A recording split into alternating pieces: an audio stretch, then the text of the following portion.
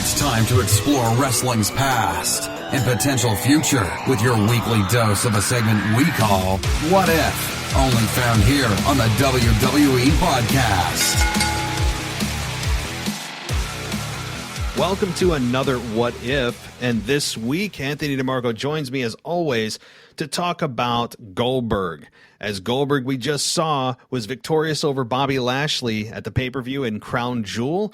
I thought it was, or actually Anthony thought it was, appropriate to talk about Goldberg and his first run in WWE to see if his career would have looked any different in WWE or how it would have if he never left in 2004. As we know, he came in 2003, started with The Rock, and he ended in 2004 with his final match against Brock. But if he never left during that time, that's what we're going to focus on during this show. So Anthony, welcome.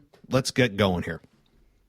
Yeah, man, really excited to talk about this because I don't know if there's a more polarizing legacy star than Goldberg right now, because I think the vast majority of fans hate him. And then there is the small segment of fans, probably the younger ones or diehard WCW fans, that still like seeing him come back.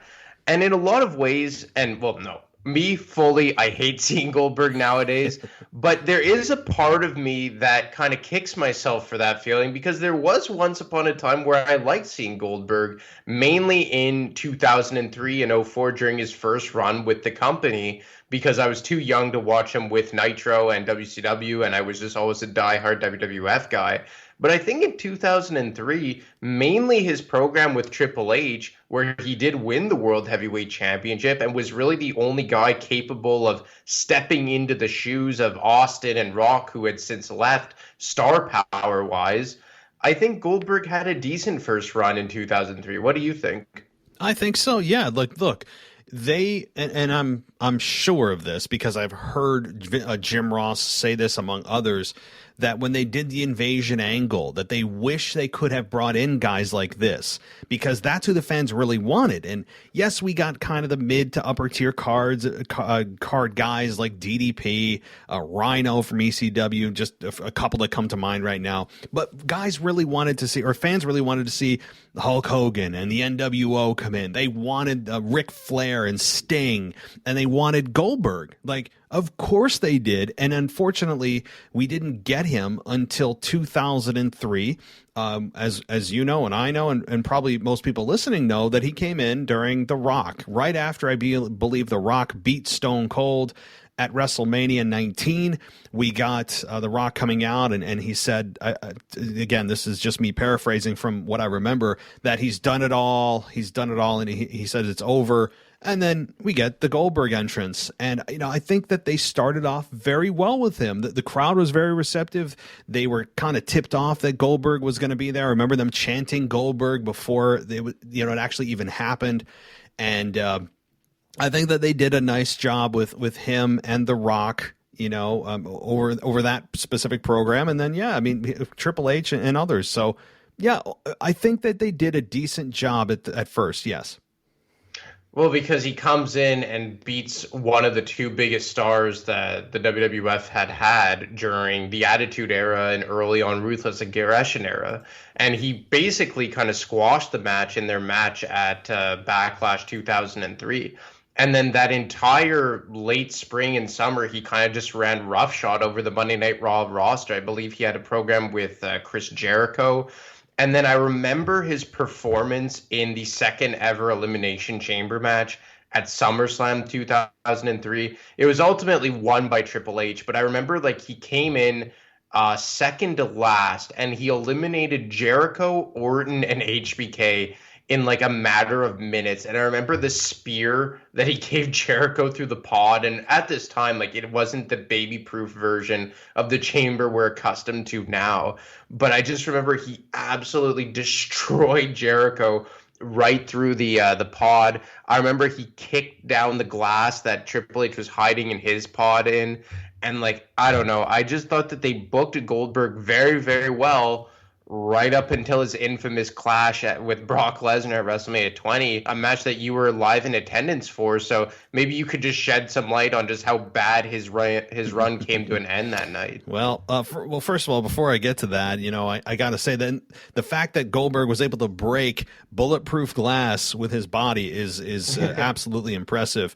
Those of you that don't understand what the hell I'm saying, when Eric Bischoff introduced this, I'll never forget, for whatever reason, it just stuck in my mind that Eric Bischoff said that these pods were made of bulletproof glass. And I'm thinking to myself, well, I hope you don't want anyone to actually put that to the test, right? Like some psychopath to come in, right? And it's just obviously was never proven to be right. I mean, how many people got slammed through those pods? It was nothing more than plexiglass that was very breakable and made a lot of noise and rattled a lot. It's hardly bulletproof. But that aside, all joking aside, that match, look, Goldberg and Brock Lesnar, I know that that's not the topic of the night, but it can't be ignored that this match was a part of the run and the end of the run and left a really sour taste in not just the mouth of the fans, but also Goldberg, which is why he didn't return for how many years to WWE. And I believe it's 2016 is when he returned, so it was 12 years. So certainly a long time for him to stay away from the company. And I just think it wasn't his best work. And with both guys knowingly leaving, the crowd in New York City knew. Like, look, the internet wasn't what it is today. There was no Twitter. I believe in 2004 there wasn't even Facebook, or it was just getting going, or was then known as the Facebook. Everybody remember that, where you had to like have a school account? So maybe it wasn't even around then, but so people were still privy to the fact that Goldberg was leaving. His contract was up and he did not renew, and Brock Lesnar was on his way out going to the NFL tryouts for the Minnesota Vikings. So the only guy in there that people cared about was Austin, and being there in attendance, I can tell you it was absolutely just a complete showering of rejection. It wasn't like, even 90-10, it was 100% rejection of this match. Complete rejection of this match, and it was deserving. Like, I don't feel bad for either guy. I don't, because when you put on a performance like that at WrestleMania, you deserve to get booed out of the building. And I understand why they did it, though, because they probably didn't want either one to get hurt. Like, I'm sure they had a conversation of like, look, Brock's going to try out for football. I don't want him I don't want to get risk injury and not be able to try out. And Goldberg's like, hey, well, I'm out of here. I don't want to get injured. Let's just go through the motions. And that's exactly what they did. It was terrible. And it was a really bad way to leave Goldberg as a lasting memory for fans. Were there ever any discussions on why Goldberg walked away? Because we know why Brock left, but did Goldberg's reason ever come to light? I think that, looking back at interviews that he's done, Goldberg, since that time, he said that it just wasn't, again, this is me paraphrasing, but it was the environment that he was in. It did not fit what he wanted. I mean, I guess they wanted him to, they did actually offer him another deal. He turned it down. He didn't want anything to do with Vince or the company, and he felt like he was not valued at the level maybe he should have been. It was just not a good feeling. He didn't like the way he was booked. Kind of the same old thing, right? Like, or as Jim Ross says, it's usually one of the two C's, cash or creative. And I think it was a combination of both. I don't think it was really much more than that. He just didn't like the way he was being treated. The creative he didn't enjoy. And he was like, all right, screw this, I'm out. And that's all I've gotten from Goldberg. I'm sure somebody can dig up another interview he's done. He's done many with Stone Cold on his podcast. I think they went over it then. So I'm sure somebody can dig something else up, but that's what I understand to be the truth. Well, in my head, I'm thinking to myself, the Monday Night Raw roster, especially on the babyface side of things, was pretty bare at the time. They had Shawn Michaels, but at this point they had really started kind of beating the whole angle with him and Triple H to death. And I think it was well documented that he did not want to be the world champion, or else he would have gotten in a more of an extended run than just a 1 month run with the belt from Survivor Series to Armageddon in 2002. And Edge wasn't at that level yet, and I believe he wasn't even back in the company. Actually, he had been out for a year. Randy Orton, John Cena, Batista were still in the mid card, And I think it really resulted in Chris Benoit getting his mega push, winning the Royal Rumble in 2004, and then jumping over to Monday Night Raw ahead of WrestleMania 20.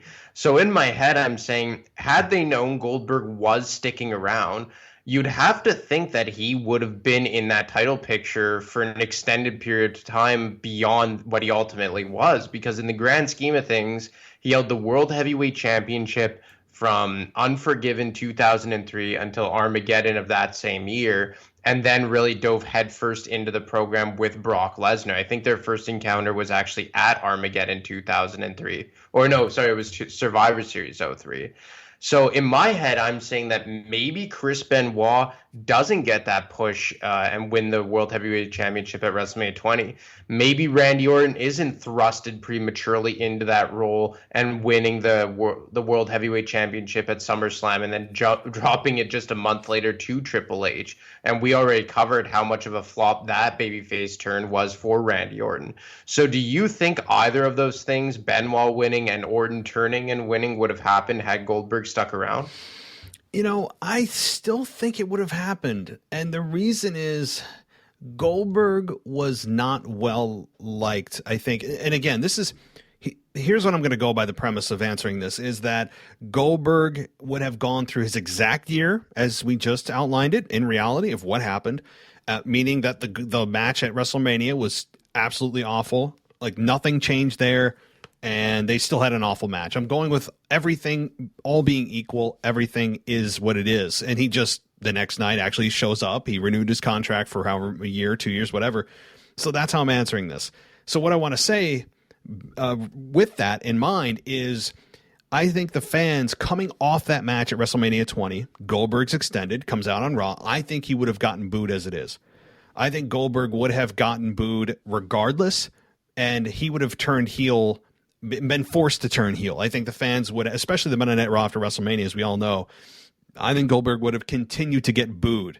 And that said, that turning him heel, you can't have him face Triple H. So there you still have Benoit, right? So with that in mind, I don't think Goldberg would have been the guy to face Triple H in that scenario. But that's also assuming that he stayed heel for a while. So that's my answer is I don't think it, or I do think that still would have happened, even though Goldberg left, because the fan reaction for Goldberg would have forced the hand of Vince. Randy turning babyface, we all know didn't work, but at least they tried. And at first you're like, okay, maybe this will work. We all know it didn't. But I think Goldberg right now, or at least in that time frame, the night after WrestleMania would have just dictated the remainder of his year. Well, now that you say that, something really popped into my head because shortly after WrestleMania 20, there was a draft. And in my head, I'm thinking, would Goldberg have gone to SmackDown? Because let's look at the SmackDown landscape at that time. Brock Lesnar walked away. Eddie Guerrero was champion, and shortly thereafter, they gave Bradshaw the coronation as JBL, and then he went on a 9-month run as the WWE champion. So do you think maybe Goldberg would have gotten that run had he stuck around over on SmackDown? Now that's a great point to bring up. I think, yes. So I was assuming he stayed on Raw, but if they didn't and they decided to make some trade or just simply draft him to SmackDown, I think that would have been much more fun for him on SmackDown, at least in terms of a more successful career, because on Raw, it's very heel heavy. You don't have Austin anymore. You don't have The Rock. They are done and gone, and you are now trying to replace them with another big star, and of which they really never succeeded in doing, at least at that level. And Goldberg on SmackDown would have been more fun. Now, yes, you had the reigning champion of JBL, but if the reaction to Goldberg was going to be negative. Like that's the premise I'm going on now. Whether or not I'm right, we'll never know. But I'm going on the premise that the fans would have just been like, "All right, we've had a year to cheer this guy. He put up a stinker at WrestleMania on the biggest stage, and we're clearly seeing the respect he has for the business. At least that's how I feel like they would have perceived it." And Goldberg gets booed. He has John Cena to work with, who I believe was on SmackDown at the time. I think John Cena is an up-and-coming star. That would have been a fun rivalry between him and Goldberg on SmackDown. Now, if the fans didn't reject him or it was just kind of like a one-time thing, then certainly JBL could have talked himself into being the heel in that rivalry with Goldberg. And if that's the case, yeah, like a babyface Goldberg against a heel JBL would have been a lot of fun. Yes. Well, it's because I'm thinking to myself that they put JBL in that role more out of necessity, right? Like the guy was in a babyface tag team for the better part of 5 years. And then on the turn of the dime, he turns heel, reinvents himself like in a matter of weeks, and then is the WWE champion by the Great American Bash in June of 2004. So, and I think it was because they were lacking star power at that time. Like Brock left, Goldberg left. But if they had still had Goldberg at their disposal, I don't know if JBL even gets that run. And then I look at the guys that JBL had along the way. Obviously, he started with Eddie Guerrero. Then he had a bit of a program with The Undertaker. He had a couple matches with Booker T. Like Goldberg and Booker T having a program, you know, reigniting some WCW programs or matches that I'm sure that they had a few times. And I do think that he would have collided with John Cena at WrestleMania 21 because, as we know, John Cena first defeated JBL for his first ever WWE championship in 2005. So I feel like we always come back to John Cena when we talk about what if this guy would have stayed. But do you think had he stayed and had he gone to SmackDown with, again, assuming that he did get that negative reaction, and I think you're bang on with that, I think he would have 100% had to turn heel following WrestleMania 20 had he stayed around. So had he gone to SmackDown as a heel, won the WWE Championship away from Eddie Guerrero, do you think that we would have eventually gotten Goldberg versus John Cena? Definitely, because John Cena, and people forget this, John Cena was actually a heel. He was in the early days of the Doctor of Thugonomics. People say he's never turned heel. I'm like, actually, he was a heel before he turned into, Mr. Nice Guy that was the face of the company after the Doctor of Thugonomics just took off because he was so damn good at rapping and just became super entertaining. But that said, John Cena as a babyface against Goldberg, the heel, I think that would have been really, really fun to watch. Now, that said, I think that given at the time, John Cena was, and still, through his entire career, was kind of a rigid worker, meaning he wasn't great at chain wrestling. He was more of a power guy. He didn't have a lot of finesse. He wasn't exactly Dean Malenko in the ring. I think that the match quality would have been fine, but I guess if we take it in the standard of today, which isn't fair, we would be like, man, that match sounds like it would suck from a quality perspective. But again, the definition of a 5-star match has evolved over time. So perhaps I'm just talking on deaf ears here. That said, that definitely would have happened. I mean, you've got Goldberg. You've got one of the biggest stars from WCW at your disposal. Why not put him in a match with John Cena? Now, I know, like you said, he beat John Bradshaw Layfield at WrestleMania for the championship. It was his coronation moment. And it was a huge moment for John Cena. But after that, if they were still on the same brand and after the next year's WrestleMania, you have to put them together. Of course, you could have done it before, too, and just an exhibition. But yeah, Goldberg, John Cena, it's actually kind of a shame that never happened. I mean, I guess for all intents and purposes, it's still possible today. I mean, they're both kind of still active. It's insane. Yeah, and it doesn't seem like Goldberg's slowing down anytime soon, mercifully.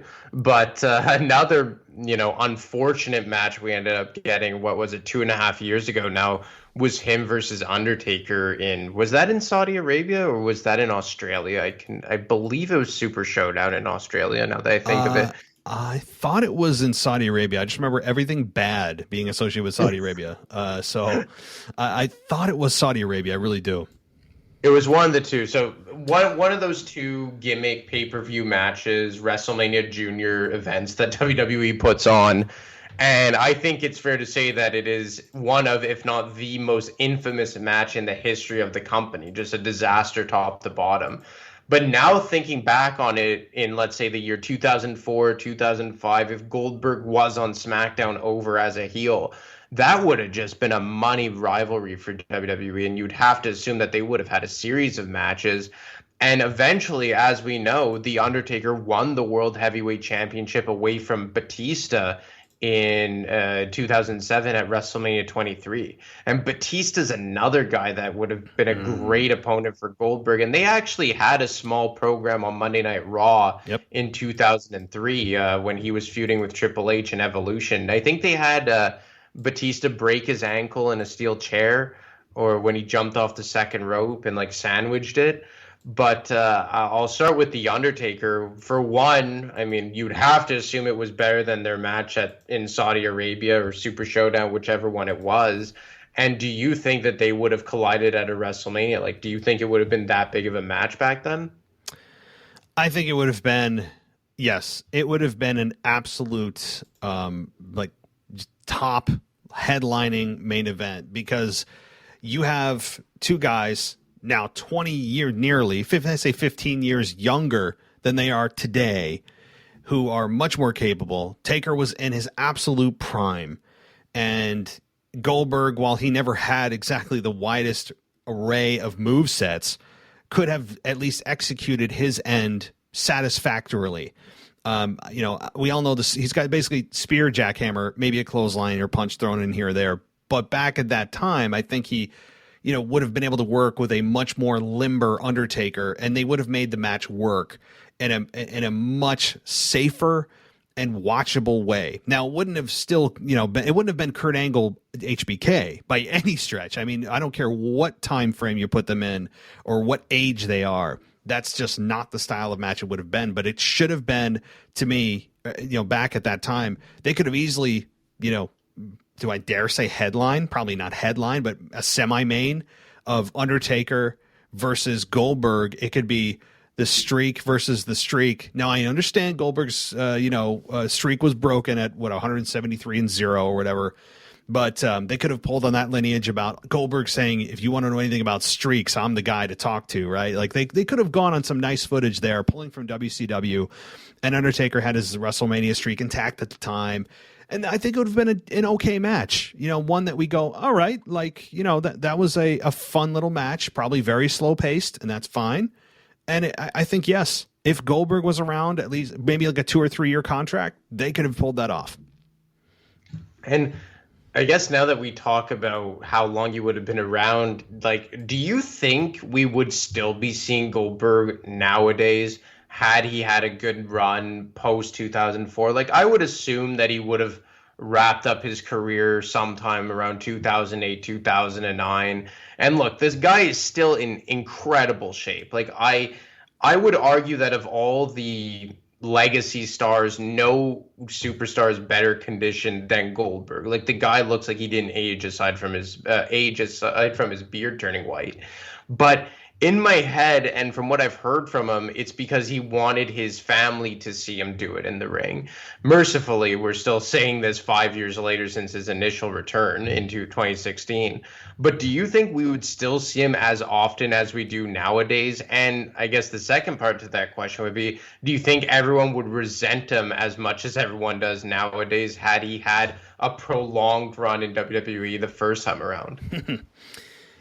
So, couple part question there. Do I think if Goldberg stuck around in our fantasy scenario, say for a few more years, 4 years, and actually had a decent showing for himself, that decent showing would have had to have been, meaning he would have had to learn a little bit more maneuver, spend some time in OVW or whatever training they had at the time, because NXT wasn't a thing, but go back to the basics. To me, Goldberg would have only survived those years if he learned how to actually perform at a level that most of his competitors were, and not just be such a one-dimensional guy.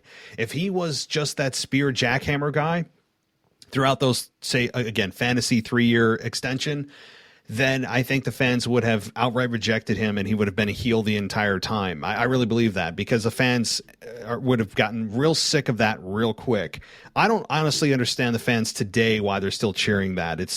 I don't get it. I don't get it. Is it just the entrance, the nostalgia that people cheer for? But if he was to, stick around for those 3 years, I think that he still would be coming back today in a semi-regular way, in the way that Brock Lesnar comes back. I really do believe that. If his extension went right. If his extension was disastrous, then I think he probably would have stayed away, because he would have been like, all right, I don't have any unfinished business here. I'm good. But like you said, would it have motivated him based on his son and his family wanting to see him wrestle? Maybe that still would have been a factor, where he's like, all right, well, I know I had a terrible run. I still want my family to see me live. Maybe the fans have forgotten, or there's a new generation of fans. So maybe he still comes back in 2016, which I still think is very possible. And that's a long time. So even if he left, say, in 2007 and he comes back in 2016, that's nearly 10 years. That's a long time in wrestling. I mean, like 2 weeks seems like a long time in wrestling with so much happening. So I do believe he still would have come back. His family, as he said many, many, many times, it was his primary motivator. So yeah, even if he had the extension, I believe he would have been back because of his family. Yes. And when I look back on Goldberg now, I do think that, especially from a WCW perspective, he was one of the biggest stars that they ever produced. And I think he was like their only like homegrown megastar. I guess you could kind of make the argument that Booker T was that, but I don't think he ever got to the level that Goldberg did. And even a guy like Sting, he was kind of brought up through the NWA system. And, Ric Flair, same for him. Then all the NWO guys came from the WWF. So Goldberg was kind of like, in his own way, he kind of personified WCW. I know most people think of Sting, and rightfully so, but Goldberg was that true, like, bred guy from WCW. And I think in a lot of ways, he's one of the most historic wrestlers and characters in the history of the wrestling and sports entertainment business. And I think it is kind of sad how many people, myself included, reject him and want nothing to do with him nowadays. So, like, I guess I'm trying to figure out a way, and the reason I thought about this earlier today after watching this Crown Jewel last week was, like, I'm trying to figure out a way in my head, like, how this could have been avoided, how this rejection of one of the more storied characters in the history of the business got to this point. And I mean, for you, do you think them rejecting Goldberg was just inevitable because of how one-dimensional his character was? Or do you think it really just came down to him having a subpar run the first time around with WWE, and then WWE just really badly booking him this time around? So I'm going to pretend that the first run didn't happen, and I'm going to pretend that the fans today don't remember his run before. Or if they do, they look at it through rose-colored glasses and go, yeah, that match at the end wasn't great, but he's still a megastar that came into WWE. So I'm trying to make that minimize the previous run because it was so long ago. I think the biggest reason that the fans should start to, and maybe they will, reject him on on face value coming in, is that he is just comes in every time and feels as if he's entitled to a championship match. There's no build. There's no, hey, I got to earn it like everyone else here. He comes in and just challenges the champion and is awarded a championship match. To me, that's the biggest problem I have, is that he comes out and it's just, boom, he's in a championship match. That's not how it should work at all. Now, I know Brock Lesnar. Brock Lesnar does that. Brock Lesnar, number one, can go in the ring. Like, he is a all-American athlete. He's got a diverse move set. He's got a much longer legacy in WWE than Goldberg does. So that analogy doesn't work for me. But Goldberg comes in and just confronts Brock Lesnar. He confronted Drew McIntyre, and he just awarded championship matches. To me, that's the number one. Number two is his moveset and quality of matches that really have been kind of have stunk, especially the last few. Outside of outside of this one, I got to say, the one with Bobby Lashley at the Crown Jewel was his best in a long time, and they did a nice job of covering up his weaknesses. I'll give them that. But prior to that, the Undertaker match, I mean, he even had a match with Dolph Ziggler. Like, they've all been just so predictable. Under 3 minutes, you know what you're going to get. It's spear, jackhammer, spear, jackhammer, spear, jackhammer, rinse and repeat. And so it's really just a few things. And the biggest, though, is that he's just an entitled Hall of Famer that he comes across as. It's true, and I think the worst one for me, aside from the Undertaker one, and I really thought he was just going to walk away when that happened, and then I know that he wanted, the mulligan, and I think that's what led to his match with Dolph Ziggler, but for me, it was when he came back against Drew McIntyre last January for his match at the Royal Rumble, and it was on Legends Night that he just walked out, and then just like, based on nothing, just claimed that Drew McIntyre had no respect for the legends and then just challenged him for the match. And I thought when he initially came back, they did an all right job. Like, I liked his match against Brock Lesnar at Survivor Series where he beat him in 90 seconds or whatever.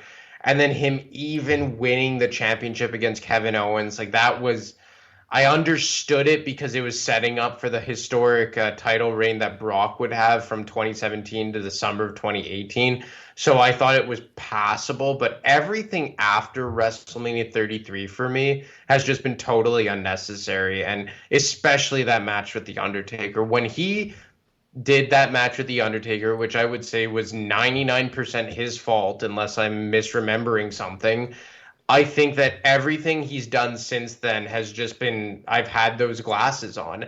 And then when he beat the Fiend, Bray Wyatt, oh my God, that was... I was just going to bring that up. Yep. He killed that character. He killed the Fiend's character. And he beat him with a suplex in Saudi Arabia. Yeah, a suplex, and I don't even, And, well, now that you're going to bring it up, how did they even book that match? Like, I don't even know how it came to fruition. I forget how it happened. I really try to pretend that it didn't happen. It was. I'd have to go back and look at the storyline, how it all panned out. I don't remember. It's not like Goldberg went through a tournament to earn the number one contendership. That's for damn sure. He just probably showed up, and whoever was champion at the time, Goldberg's like, yeah, I want that guy. I'm sure that's how it probably happened, because that's how he's awarded championship matches, which again causes resentment. But you're right about this whole Fiend thing. That's another massive strike against the Fiend, or against Goldberg in my mind. And I know Goldberg had nothing to really do with it, but he's the face of that event, is him beating a guy that he had no business beating. And like you said, it was a suplex. It wasn't even a jackhammer. And there's been a lot of speculation that Bray Wyatt did that on purpose and didn't really hold himself up like he should have, because he knew that, obviously he knew the outcome of the match and wanted to put his own spin or his opinion about the match without putting his opinion about the match in there, where he could plausibly deny, well, I don't know, it's just a miscommunication, Vince. I tried my best to get up there. Like, if it's true, and I kind of tend to believe it's true, that he wasn't able to, or he did do that on purpose. I don't know. I tend to believe it because conspiracy theories are more fun to believe than not, even if it's not plausible. But I think it is. And that is absolutely one of the other things about Goldberg, the character that I resent. And I don't know why we're cheering for him every time he comes back. I don't get it. And what made it worse was that was not even a year after the disaster with The Undertaker. That's the other thing about this, is that the thing with The Undertaker, I believe, happened in May of 2019, if I'm not mistaken. And then he had the mulligan with Dolph Ziggler at SummerSlam, which I'm just like, okay, fine. Like, I wouldn't want to go out looking like a big idiot either by spearing yourself headfirst into the post. So, like, fine, whatever. But then for him to come back and just take all the wind out of the sails of arguably the hottest character that WWE had at that time, because The Fiend was not even a year old at that point. And then you win the championship, and then you're booking for him versus Roman Reigns at WrestleMania, and not this Roman Reigns, the old Roman Reigns, a match that nobody wanted to see. And I guess the only good thing that came out of that is that it gave Braun Strowman like his one and only very big legitimate victory, I would say. I mean, unless I'm missing something, I think Braun Strowman lost every big time one-on-one match, especially for when a championship was involved. So, I mean, I guess that was a bit of a silver lining, is that Goldberg was able to put over Braun Strowman and give him some legitimacy to his run with the company before he was ultimately released earlier this year. But I mean, everything since that disaster against The Undertaker in Saudi Arabia, to me, has just been a stain on Goldberg's legacy. And I mean, I guess I'll throw it to you, like that first win of the Universal Championship when he beat Kevin Owens, was that just as bad for you, or was that one like passable in your opinion? Well, at the time, I still was not a fan of Goldberg coming in and just getting awarded a championship match. I don't like that no matter who it is. I don't like it. Even to some degree, it annoys me with Brock to a lesser degree.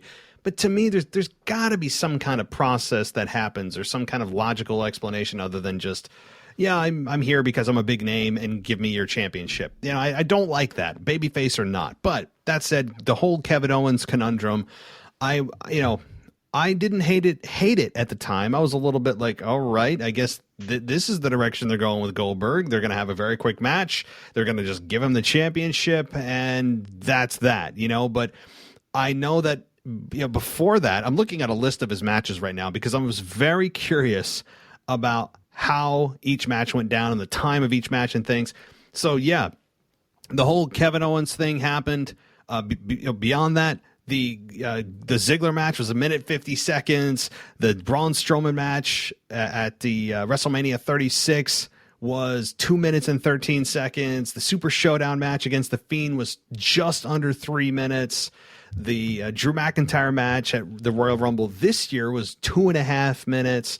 The length of his matches to me, and the Kevin Owens one specifically, which was 22 seconds at Fastlane in 2017, 22 seconds. It's clearly a mask that they put on to cover the weaknesses of Goldberg, which are very apparent of, hey, I don't have any other moves other than 2. So can you guys really just shorten the length of the match? It's essentially what this is. Otherwise, everyone would be going for their finishes right at the beginning of the match, So I don't know. The Goldberg thing with Kevin Owens, though, that set the tone for me because that was in 2017. Everything else I just talked about was 2018, 2019, and beyond. Yeah, I mean, the thing with Kevin Owens, I could kind of live with because he had just defeated Brock Lesnar, who was like seemingly unbeatable at that point in time.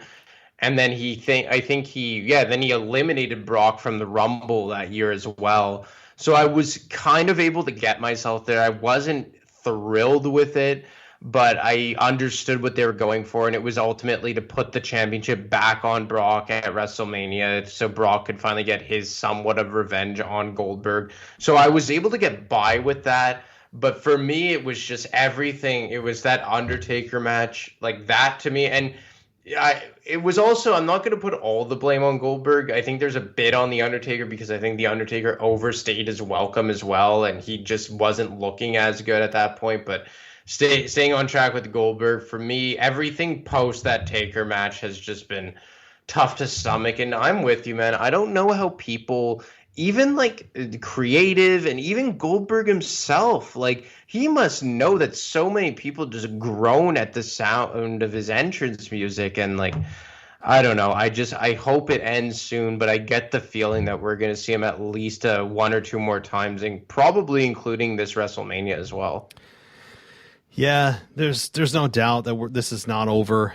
I think that, like, you're right. This perhaps the final match, the real final match we get with Goldberg is at WrestleMania, and I honestly don't have enough urge or enough determination to even dig into, oh wow, who could be Goldberg's final opponent? Honestly, I don't care. Like I just don't care. I don't care enough to use my brain power to try to figure that out because I just don't care. And it's just, again, no disrespect against the guy. It's just his character doesn't fit in today's world as a babyface. Now, again, if you're going to make him a heel, which I've advocated for a couple of years now, I'm all for it. The story's right there. He comes in as a titled Hall of Famer.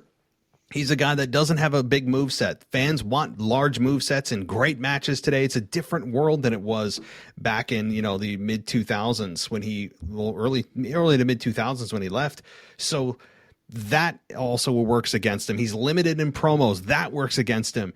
But it all works for him if he's a heel. I don't know why they haven't just turned Goldberg heel for a couple of matches. It helps get over the up and coming baby faces, whoever they may be right now. I mean, you could even have Goldberg beat him. I know they had him, or McIntyre beat him. I know they already had a match, but my point is he's much better suited to be a heel, given all those attributes. There's certainly something to be said there. And he could say, do you guys know who the hell I am? I was the face of WCW, and you guys are going to treat me like there's just so much there. And they won't do it. They feel as if Goldberg still has a lot of juice to squeeze out of the babyface role. I don't think that's the case. And as I look at the number of matches, because I was curious, since he returned in 2016 at Survivor Series, he's had 11 matches in WWE since that time. So 11 matches in what, 5 years? Oh god, yeah. 11 matches. Yeah, 11. I'm seeing it in front of my face. So 11 matches since Survivor Series of 5 years ago. So it's about 2 matches a year. And he's lost what, 3 of those? He's lost, let's see. So he won the Goldberg match at the first Survivor Series. The second was the Royal Rumble, so I guess that kind of counts, although he didn't win it, so he lost there. No, I'm not going to count that because I'm talking one-on-one matches. Goldberg won against Kevin Owens. Brock beat him at WrestleMania 33. Undertaker beat him at Super Showdown in 19. Okay, so it was Super Showdown. It was Super Showdown in 2019, yeah, in the King Abdullah Sports City Stadium in Jeddah, Saudi Arabia. Okay, but then what was I thinking of? Because they did did they not do a Super Showdown as well in Australia? Yeah, they did. Yep. I get so sidetracked with all these like WrestleMania Junior shows that they do overseas, because they just, to me, like, they don't. I'm sorry, but like, especially I think Canada and the United States are like their home base for fans. I know there's a lot of UK people that listen to this show, and like I'm like, cool. Like I first of all, I'm thankful for the fans that are listening from the UK and beyond. But like, they aren't the home base for WWE. And when they do these extra little shows that were supposed to feel like are really part of the storyline, it to me is like watching Insurrection back in the day, where it's like a pay-per-view you hear about that happened, but it doesn't have any relevance to the storyline going on now. I know Crown Jewel's not that way now.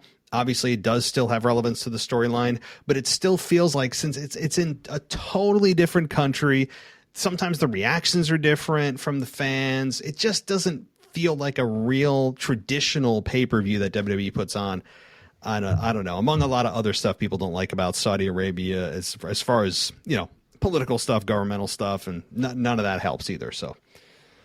Yeah, and all the matches always seem to come out of left field. Like, I believe at that same pay-per-view, they had like Orton versus Triple H randomly, and then John they had Cena, yeah. Yeah, and then they had like Triple H versus Undertaker, like the last time ever. I'm just like, no, I've seen this 52 times. And then it led to the Brothers of Destruction versus D-Generation X. And like, it's just always matches that would have been fun 15 years ago. And then isn't that when Kane's mask came off in the middle of the match? Oh, God. If you want another disaster of a match, there's been so many it's hilarious and bad things that have happened in Saudi Arabia at these pay-per-views. Like obviously we just talked about Taker Goldberg, the return of Shawn Michaels that we're going to pretend didn't happen, that he came out of retirement for Saudi Arabian money and was bald and did not put on a good performance. And it was distracting. Like, Shawn Michaels does not belong without hair. I don't care how receding his hairline is. Go Hulk Hogan if you have to. I don't care. Michaels without hair is just the worst. And yes, Kane's mask came off. Triple H ended up tearing his pec within like the first few minutes. Michaels was not good. He missed a couple of moonsaults. Kane, it was a total disaster. And since then, Triple H has even commented on how terrible that match. Like, everyone knows. Yeah, that is one of the other things. And the funniest thing that ever came from Saudi Arabia, I'll say this, is Titus World Slide at the Greatest Royal Rumble. One of the funniest things I've ever seen in my life. Was Titus World Slide. And that was the first ever Saudi Arabia event, if I'm not mistaken. So. Yeah, I think it was. Yeah. It's still funny to this day. I mean, just watching it and hearing Corey Graves like crying about how funny it was. It made it that much better. It never gets old. It's a great GIF. I'll say that. So technically, Braun Strowman is still the reigning champion because he got a title for that. Yeah, that is true. Braun Strowman. So they'll have to bring him back. And yeah, I mean, so that 40-man Royal Rumble. It's basically like getting a ribbon as a participation award, right? I mean, it's like the Andre the Giant Memorial Battle Royal. You know, that trophy that means like seriously nothing. Like, so yeah. I can't believe they even signed that deal with Saudi Arabia. Like, I know it's money, and I know I can't even remember how many millions and millions of dollars that they're being paid, but it just never felt right to me. I don't know why. No, it doesn't. And I think, if I'm correct, we are nearing the end of their pay-per-view deal. At least when I say nearing, I think it's only a year or 2 years left. I'd have to double check on that. I'm sure it's Googleable. But that's the last time I checked. There was like a 5 or 6 year deal that they did with them, and we are at the back end of it. So those of us that aren't excited about Saudi Arabia, perhaps they don't re-up this deal. I still have my doubts that they may redo it, may re-up it, and may actually continue this for the foreseeable future. The reason is that the money's great, number one. Number two, they are trying to penetrate into a world market that is in Saudi Arabia, and there's a lot of untapped fans that they perceive there that they could bring into the product and help ratings and help merchandise and help everything. So while we don't like it here in the States, a lot of people don't like it. If you're a for-profit organization and Vince is not bothered by everything that Saudi Arabia has done and stands for and still, has been involved in the past, well, then, we may not ever see the end of Saudi Arabia. Yeah, I mean, that's a good point. But they've been trying to tackle like the Middle East for like what seems to be like 5+ years now. Like, wasn't that the main reason why Jinder Mahal won the WWE Championship? Yep. That one of the biggest reasons. They won't say that. They'll never say that. But yes. You know what? Like, well, I don't want to open that can of worms of Jinder Mahal, but I will just say that I quit watching SmackDown that summer. That's where I'll leave it. Oh, wow. Yeah, a lot of people were down on that. We'll have to talk about that sometime. Jinder Mahal's, I believe it was like a 6-month run. It was pretty significant. It was a pretty significant run. Yeah, it wasn't like it wasn't a month or two. It was like 6 months, I think, beating Randy Orton and yeah. So, yep. Well, we'll talk about that another time for sure. But again, Goldberg. As I wrap things up here, I want to say that I don't think his career would have been looked at too much differently, even with a multi-year extension. He still, I think, would be doing what he is today, coming back on a very part-time basis. 2 matches a year seems to be the formula right now. I think he would still be doing that. But at the same time, maybe the fans wouldn't be so, or at least fans like you and I wouldn't be so quick to say, man, I'm so sick of this. Can we please move on from Goldberg instead of just getting this constant every 6 months Goldberg interjects himself into a main event match because he's Goldberg. Yeah, I think we would have gotten more of the same reaction. Well, we would have given more of the same reaction as to like when, let's say, Triple H comes back, or even like when Brock comes back. I think it would have been very similar. But I think you hit the nail on the head is that the one thing that works against Goldberg is that even had he stuck around, is that he's never been a heel, and I feel like his pride kind of plays into it, him not wanting to be a heel. But another thing is that he really can't work more than spear, jackhammer, and a clothesline here and there, or a shoulder tackle, as opposed to Brock, or contrary to much belief, who is a very good worker.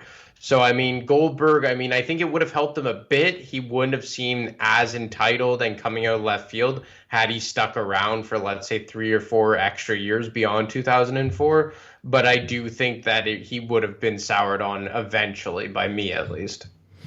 Yeah, definitely. I mean, I think at some point it's only natural for every star to go through this where the fans get tired of you. They just get tired of seeing you in the same scenarios, or if your character doesn't evolve, fans are like, all right, I've seen this act. I know what this is about. Can you add something, or are you just going to turn heel? Because what you're doing right now is it's like chewing the same piece of gum. Like, it's like, all right, I'm done with this. I want a new piece of gum. And it's the same thing here with Goldberg, and why the fans haven't turned on him, I will just don't get it. I don't get it. The best hope I had was at SummerSlam when he had that just god awful match, no fault of Bobby's and really no fault of Goldberg's to some extent. That was the way the match was booked to be. So I was hopeful that at that point I was like, all right, cool. But WWE knew they had a bit of a buffer between SummerSlam and Crown Jewel, and they weren't going to be in the same country. So they had a nice little respite there of, it wasn't like he immediately came to SmackDown the next night. If they did, I think the fans would have continued to boo him. They've just gotten lucky with his schedule that time is seemingly their best friend, but I don't know why they won't even explore this. It's, to me, if Goldberg isn't good on the mic or whatever, like, then he doesn't have to be as a heel. That's part of why the fans don't like him. And it's everything right there for him. It's easier to be a heel, I think, than it is to be a beloved babyface. It's so much easier. Sure. So yeah, I don't get it. I think one of the hardest things to do in WWE, and ask Roman Reigns, is to get over as a babyface. And I think that's the hardest thing that WWE has had in the last number of years. I think the most organic one was probably, let's say in the last 5 years or so, was probably Dean Ambrose, honestly. What about you? Yeah, Dean Ambrose, that's actually a pretty good choice, I think. Dean Ambrose is probably that guy. Man, I'm trying to think of another one. AJ. Yeah, AJ. AJ's a good one too. I don't know, man. Here's the thing. Do you think they'll ever do it, or you think he's just going to go out as a baby face and he's going to call it a career? I think he's just going to go out as a babyface because at this point, I do feel that Goldberg has a bit of an ego. And, rightfully so in a lot of respects. Like, he's one of the most recognizable names in professional wrestling history. He's jacked as all hell at the age of, 57 or however old he is right now. He looks like he's still, in better shape than most guys my age in their late 20s. So, but I do think there is a part of Goldberg that he kind of likes to dictate what happens. And I think one of it is playing Superman.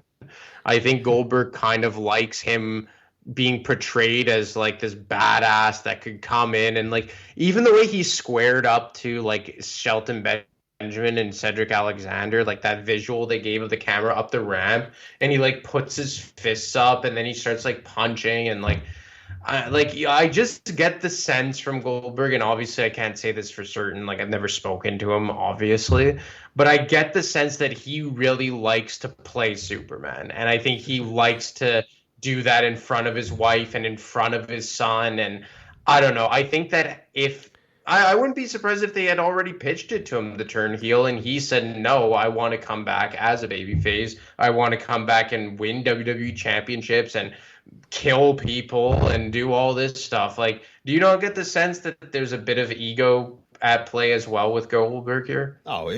Look, ego at this level, anybody that tells you they don't have an ego at his level, I mean, they're just lying to your face. Yeah, you have it. It's just a matter of how well do you hide that you have it.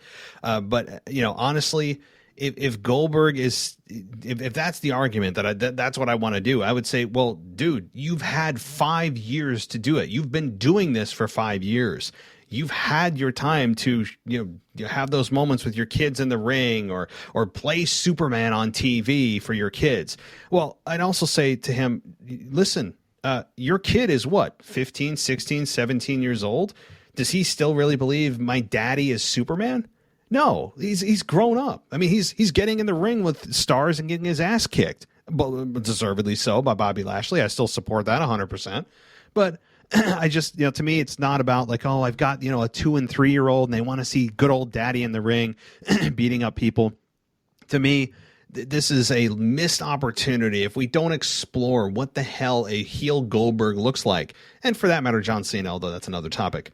But it just, I don't know. It's a tired formula for Goldberg that is, again, I blame the fans as much as I blame creative, because they continue to support and validate WWE's decision by cheering every time and chanting Goldberg, and he spears people and people go, yay. I just, it's unfortunate. It's like a Pavlovian response to Goldberg's entrance. I don't understand why they continue to cheer him. So until the people turn on him, you're right. I think they're going to continue to just trudge out the good old 55-year-old machine Goldberg to spear and jackhammer people. Yeah, 100%. And look, I have friends that like were big wrestling fans 20 years ago, and then they'll text me and be like, "Yo, Goldberg's wrestling? You want to watch him?" I'm just like, no, not at all. Yeah. I'm gonna actively try and miss this event, actually. But so like you're absolutely right, is that there's still a segment of wrestling fans or past wrestling fans that will just see Goldberg and remember him from Starrcade 23 years ago and jump all over it. So, I mean, at the end of the day, it's money, and I get it. But from an in-ring perspective and a character perspective, like, oh, he's just the worst now. That's basically what it comes down to. Yeah, he is. He is. And again, I'll just say this, and then we can close it out. But I think that the name value is what is bringing in friends that you just gave an example of, and friends that I have, and other people that, you know, they may not hear about wrestling or talk about wrestling with you until they hear the massive names. Oh my God, wait, I heard Stone Cold's coming back, or I heard The Rock. Like, unless it's those mega names, and Goldberg, in his defense, for a lot of people, is in that conversation of, you know, massive name brand value. Those are the times you only hear from your friends, is, you know, because that's all they care about are those mega Attitude Era / you know, Ruthless Aggression Era stars. And, you know, to me, that is what Vince is counting on when Goldberg is signed for the millions of dollars is, hey, yeah, he may not put on the greatest matches, but his name value is really what we're signing here. That is why we're giving him so many zeros, is not because he puts on great matches, but because he's got star power. That's it. That's really it, because you can't tell me it's his promos. You can't tell me it's his in-ring.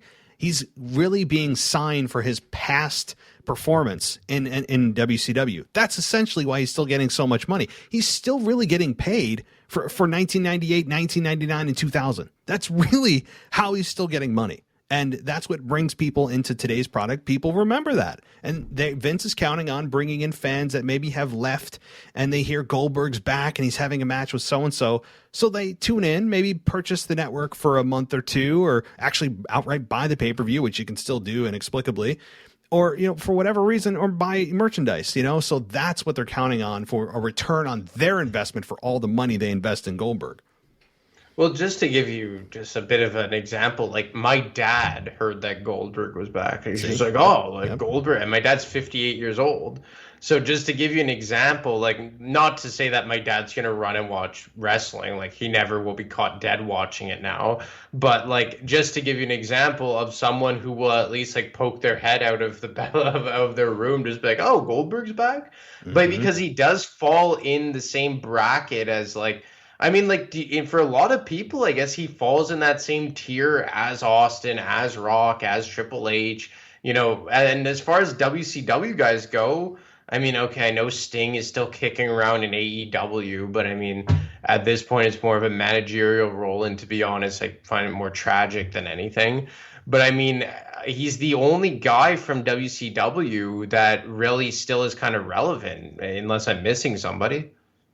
I mean, no. And I'd actually like to see WWE and all promotions move away from the stars of yesteryear to build their promotions, at least in the long term. Like, I understand the need to bring in Goldberg, or the temptation to bring in Goldberg and other stars.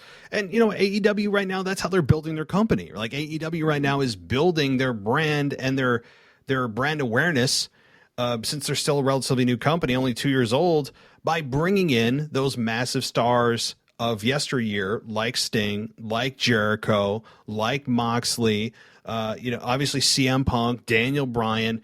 But those guys are still not the future of the company. They have way many more days behind them than they do in front of them. But they're good for the short term of getting attention to the product for people that may have left or want to see what this company's all about. And it at least sends the message to the consumer, hey, we're serious about this. We were investing a lot of money. You know, come see these guys still perform. And most of them can still perform just fine. And still, in Daniel Bryan's case and CM Punk's case, really well. But the point is that bringing in Attitude Era stars, bringing in yesteryear stars, can only get you so far if all you do is invest in their progress rather than investing in the stars of tomorrow's progress. So I don't know. I don't know where the hell I was going with that, but it's legacy stars. No, I feel you. And, like, I'm not going to complain if they bring back, let's say, The Rock to go up against Roman Reigns or matches like that. Like, I still do think that there's a place for legacy stars. I still think that we haven't seen the last of Triple H or maybe Shane McMahon, although I've heard that he's no longer under contract with them as a talent anymore. But, I mean, it's just, like, I guess The Rock would be a bit of an exception because of the whole bloodline storyline and his family ties with Roman Reigns. But, like, when Triple H comes back now, like, it's been a long time since we saw. Well, I mean, I say that, but he was main eventing WrestleMania at WrestleMania 32, right? So as the WWE champion. So I mean, I guess, like, I like legacy stars if they're placed in the right, I guess, situation. Like, if it's a legacy star versus legacy star, like if you had brought back, or like what we've talked about all the time, like Triple H versus Shane McMahon, something like that. But, or like, even if it's just an undercard match. But Goldberg, it seems like every time he comes back, it's almost to stop a guy who's on the rise, let's say like Bobby Lashley, right in his tracks, or go up against Drew McIntyre. It just seems like he's always at the wrong place at the wrong time. That's what it seems like with Goldberg. Yeah, that's true. It does. And I think, like, as we said a few minutes ago, we've got probably a few more of those that we have to endure. And it's not like he's going to suddenly pull out, a 450 splash out of his repertoire. It's not going to happen. Like, Goldberg is who he is. We know what kind of match we're going to get. And hopefully it's going to be maybe at this year's WrestleMania in Dallas, maybe his final match, and it's announced as such. Because I'll be interested in that. And he has had a hell of a career. Really a guy that I don't believe, been a guy that has had more of a limited moveset and been the right guy in the right place at the right time than Goldberg. I mean, really his intensity and his look are what carried him through his stardom. Without that, I mean, he is just another body that can do the very basics of wrestling, which is a dime a dozen. So, all right, let's close this out, because this is just a very deep conversation, great conversation. But I do want to let everyone know. I'll announce this now, because we do know, and now we're being held to it, that next week we are going to be talking about Kane. We're going to be talking about what if Kane didn't take off his mask. In what year did he take it off? Was it 2003? 2003. 2003. Yeah. So what would his career would have looked like? Who his opponents would have been? What his legacy would be like? All that stuff. And one of the most underrated stars of all time, in my estimation, is Kane. One of my favorites of all time, that I don't think gets the credit that sometimes he deserves. So I'm looking forward to that. I don't know about you. Oh, yeah, man. Kane, one of the more underappreciated characters of all time. And to be honest, I think a lot of the Undertaker's legacy should be credited to Kane. And I think they talked about that on either The Mortician or The Last Ride, one of those series. Like, I don't know. I think that Kane added a much-needed wrinkle into the Undertaker's character in 1997, 1998. And as we talked about before we started recording here, I mean, is there a character that I guess suffered the most from being around in the Attitude Era than a guy like Kane? Yeah, that's a good question, and we'll answer that next week. How about that for a hook? Yeah. So all right. Well, listen, great conversation I did not think we would be talking this long about Goldberg. Let me say, I was like, this will probably be a good 30 minutes. We're done. But there's really a lot to dive into with Goldberg. And I think we did a heck of a job, really deep diving into his career and his shortcomings and what we hope to see from him in the future. Yeah, aka nothing. yeah, nothing. We're more of the same, right? Like it's more of the same. Like you go to a fast food, like you go to McDonald's, you know exactly what you're going to get. It's never a surprise. So exactly. Yeah, that's what we're going to get. So we're equating Goldberg to a McDonald's drive-through. How about that to end the show? But all right, well, it's always great talking to you. And before you go, what is your social media if anyone wants to follow you? Of course, don't forget also listen to Anthony on the Rivalry Show on Fridays. Yeah, so as always, you can get me on Twitter at AdaMarco25, and Coincidentally enough, rivalries this past week was Goldberg versus The Rock. So if you want more Goldberg content, be sure to check that out.